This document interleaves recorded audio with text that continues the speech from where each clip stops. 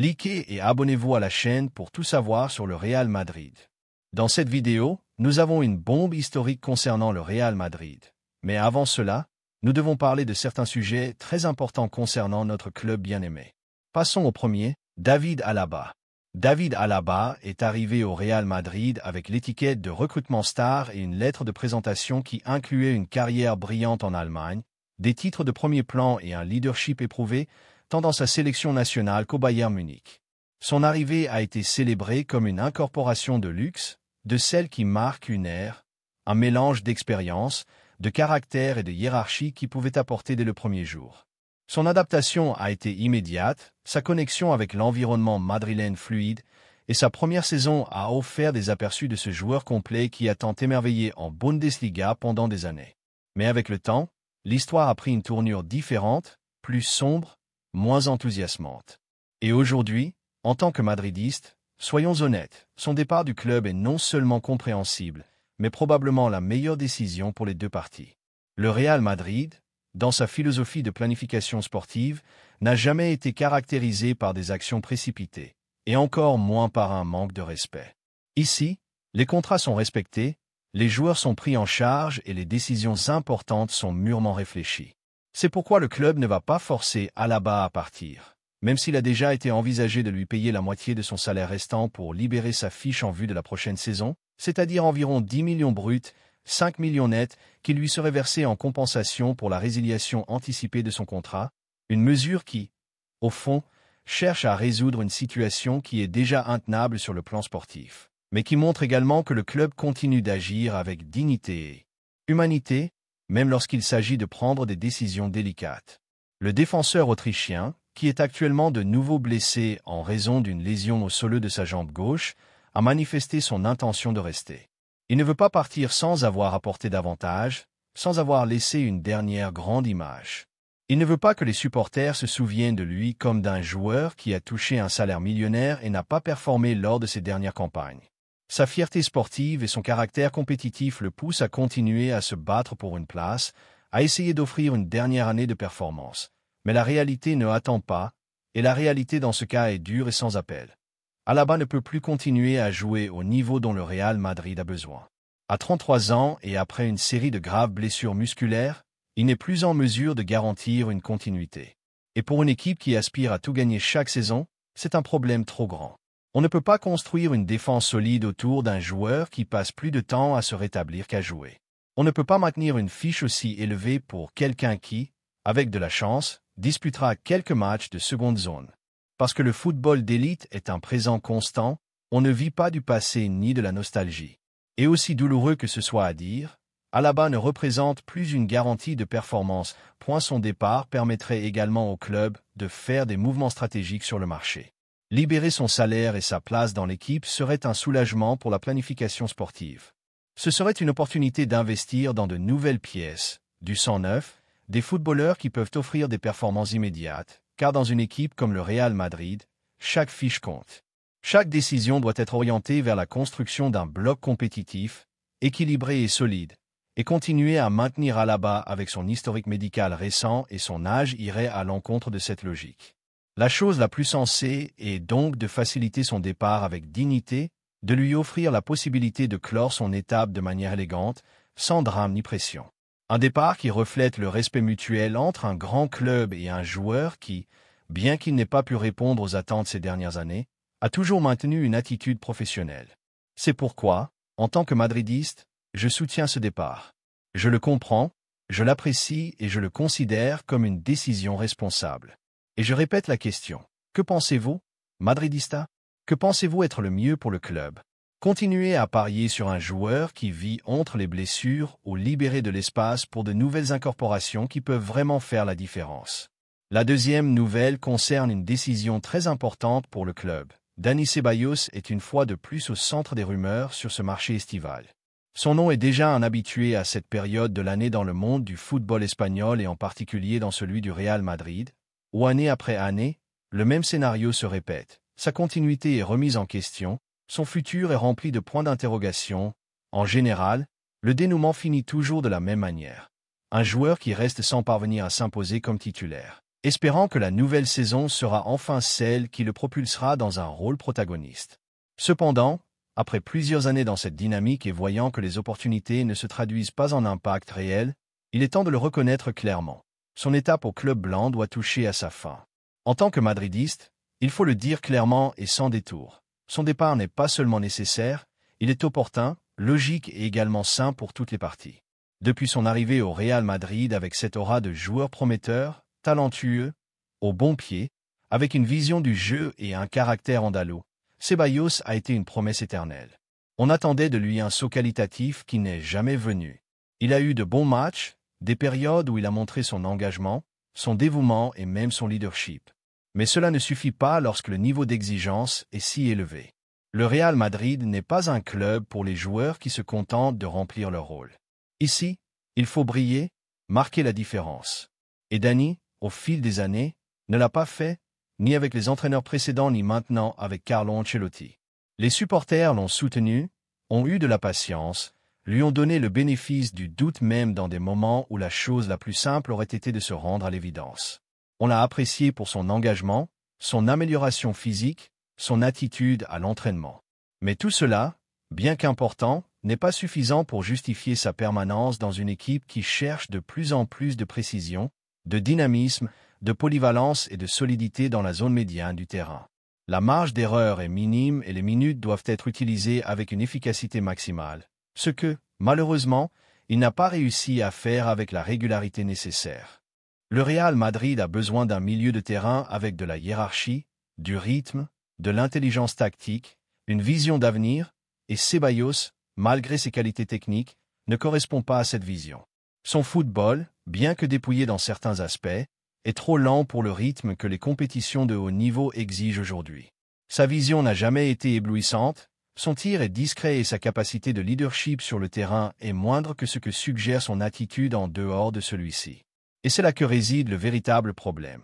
On continue à le traiter comme une promesse alors qu'en réalité, c'est déjà un joueur de 27 ans qui n'a pas réussi à décoller. À ce stade, son départ ne doit pas être vu comme une perte, mais comme une libération pour lui et pour le club. Parce que rester ne signifierait que prolonger une histoire sans climax, sans véritable dénouement. Ce n'est juste pour personne, ni pour le Real Madrid, qui a besoin de libérer des espaces pour les talents émergents ou pour des recrutements stratégiques, ni pour Dani Ceballos lui-même, qui continue d'attendre un moment qui ne vient pas, coincé entre l'espoir d'être important et l'évidence qu'il ne l'est pas. L'intérêt du Betis, son club d'origine, est compréhensible.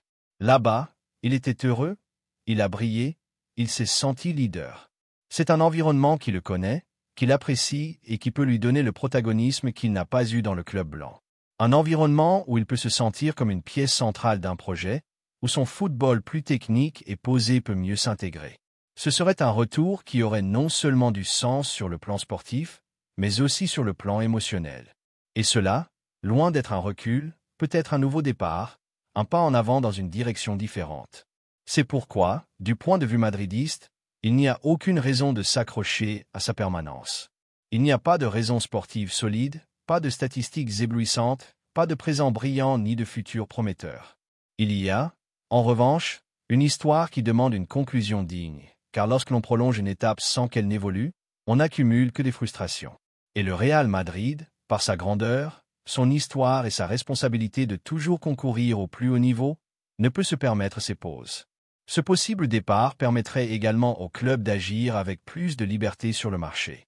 Cela pourrait signifier un soulagement de la masse salariale, un revenu qui peut être réinvesti dans de jeunes talents ou dans des joueurs qui correspondent vraiment au plan de Carlo Ancelotti. Parce que même si l'entraîneur actuel ne l'a pas écarté, il ne l'a pas non plus désigné comme essentiel.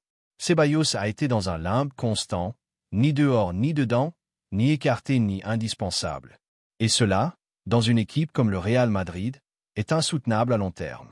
La saison est longue, c'est vrai, les blessures existent, les rotations sont nécessaires, mais on ne peut pas justifier la continuité d'un joueur uniquement au cas où un jour on aurait besoin de lui, au cas où il pourrait ajouter en minutes éparses. Cela ne peut pas être la base sur laquelle on construit une équipe gagnante. Chaque pièce doit être là pour marquer la différence, pas comme remplissage. Et voici une réflexion qui pourrait intéresser les supporters culés, ceux qui observent souvent avec une loupe les mouvements du rival éternel. Que feriez-vous si vous aviez un joueur comme Ceballos, un footballeur engagé mais qui ne parvient jamais à être décisif, qui ajoute sans soustraire mais qui ne brille pas non plus? Le maintiendriez-vous par loyauté, par affection, par histoire? Ou parieriez-vous sur le renouvellement, sur de nouveaux visages, sur du sang neuf? La réponse peut varier, mais la logique du football moderne pointe toujours dans une direction. Le présent prime.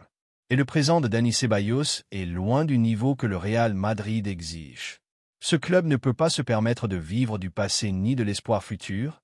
Il doit construire avec le meilleur du présent, avec ceux qui sont prêts à concourir dès la première minute, avec ceux qui n'ont pas besoin d'excuses ni de seconde chance. Et cela, aussi douloureux que ce soit à dire, ce n'est pas ce que représente Ceballos aujourd'hui. On apprécie son engagement, son professionnalisme, son attitude, mais cela ne garantit pas la continuité. Ce qui garantit de rester au Real Madrid, c'est de performer au plus haut niveau, d'être déterminant, de marquer la différence chaque fois que l'on foule le gazon. Et cela, aussi justifiable que ce soit, ne s'est pas produit. C'est pourquoi il est temps de fermer ce chapitre, de laisser Ceballos trouver sa place où il pourra vraiment briller, où il pourra être leader, où il pourra être ce qu'il n'a jamais pu être ici, et de le faire sans rancune, sans drame, sans titres apocalyptiques, simplement comme on fait les choses dans les grands clubs, avec élégance, avec fermeté et avec la certitude que le meilleur est toujours à venir. Parce que si ce club a démontré quelque chose au cours de son histoire, c'est qu'il se renouvelle toujours, qu'il trouve toujours le moyen de ressortir plus fort, et pour cela, il faut parfois savoir lâcher prise. Et toi, culé, qu'en penses-tu? Penses-tu qu'il est correct de laisser partir des joueurs qui ne parviennent pas à s'imposer, même s'ils sont engagés? Le verrais-tu comme une erreur ou comme une décision nécessaire? Penses-tu que ce type de départ renforce les équipes ou les affaiblit sur le plan émotionnel? La balle est dans le camp de chaque supporter, mais d'ici, du madridisme qui exige le meilleur, la réponse est claire. Il est temps de dire au revoir avec respect, avec gratitude, mais aussi avec clarté. La troisième nouvelle concerne un énorme coup dur pour le Madrid et un dur revers pour le Barcelona. La nouvelle qui enflamme les couloirs du football européen n'est pas une simple rumeur, c'est une déclaration d'intention, un coup de poing sur la table qui nous réaffirme une fois de plus dans notre grandeur.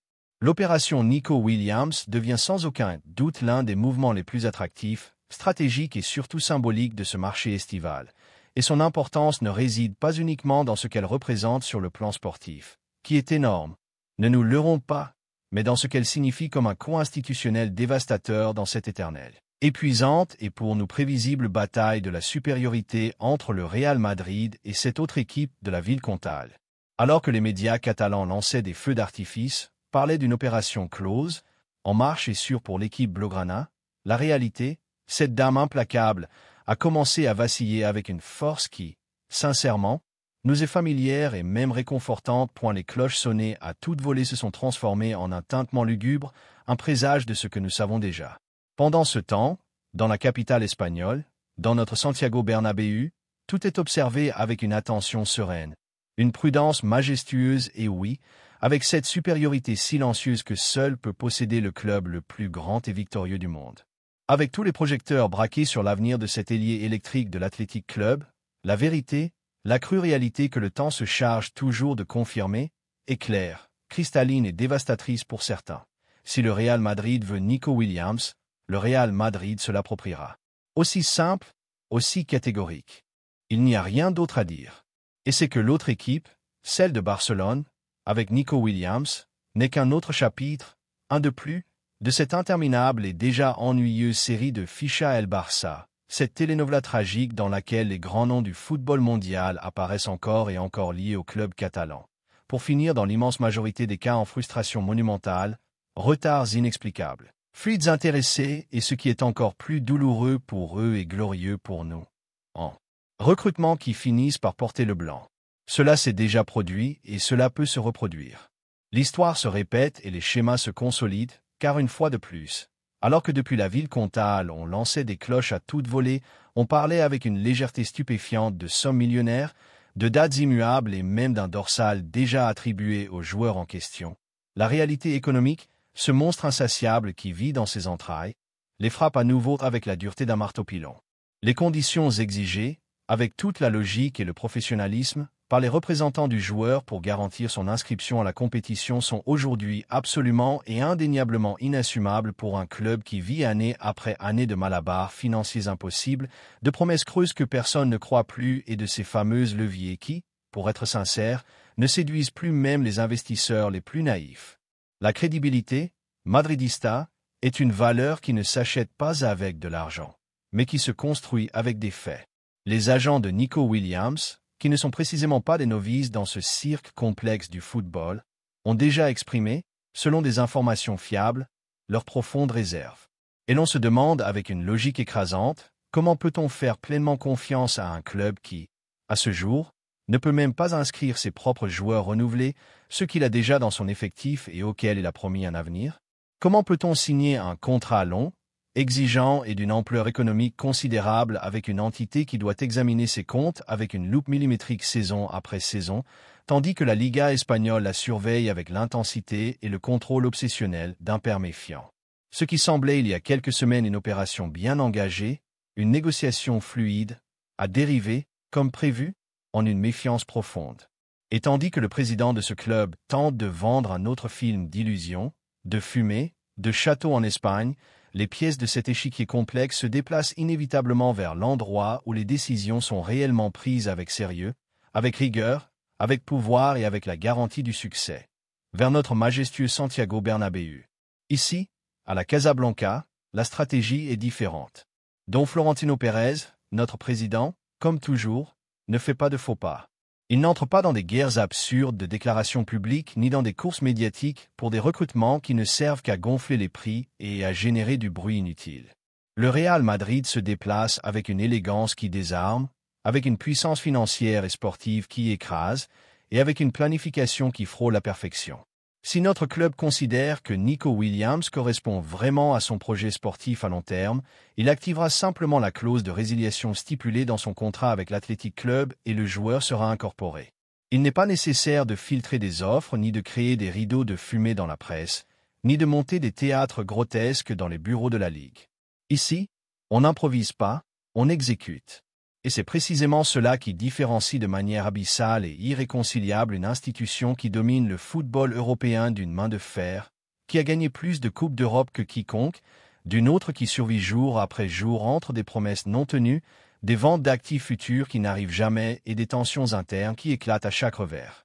Alors que certains rêvent de ce qu'ils aimeraient être, nous le sommes.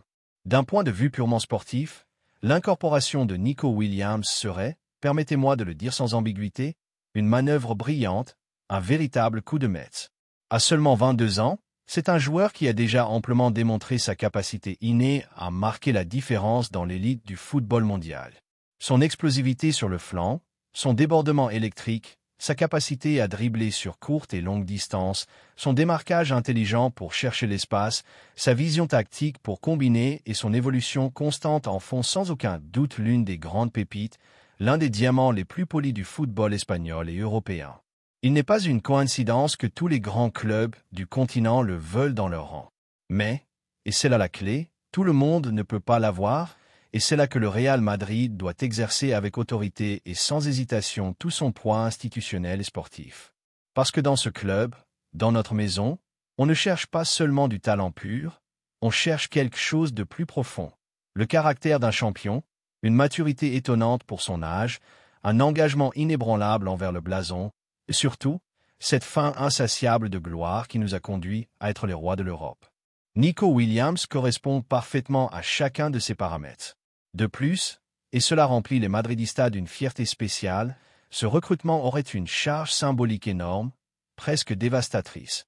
Enlevé à l'autre équipe, au Barcelona, le joueur que pendant des mois, toute la saison, ils ont vendu comme leur nouvelle idole, comme le symbole de la reconstruction, comme le recrutement star de leur projet renouvelé, ce serait un coup de plus, et pas des moindres, à leur image institutionnelle déjà affaiblie, maltraitée et battue. Laissez-nous votre opinion dans les commentaires.